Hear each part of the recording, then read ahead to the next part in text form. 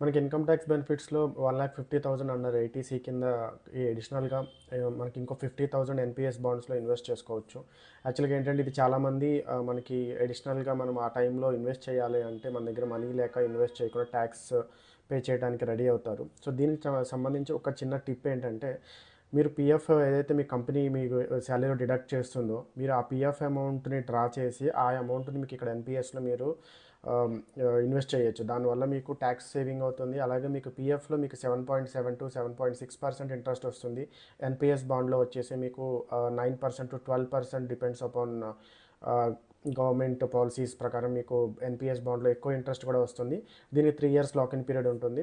So మీరు additional amount మీ చేతిలో నుంచి తీసుకోకుండా మీరు పీఎఫ్ఎల్లో అమౌంట్ విత్డ్రా చేసి లైక్ ఇల్నెస్ కింద 90% ఆఫ్ యువర్ షేర్, కన్స్ట్రక్షన్ కింద 100% ఆఫ్ పీఎఫ్ విత్డ్రా చేసి మీరు దీంట్లో ఇన్వెస్ట్ చేసుకోవచ్చు. ఈ టిప్ మీకు నచ్చినట్లయితే please like, share and subscribe.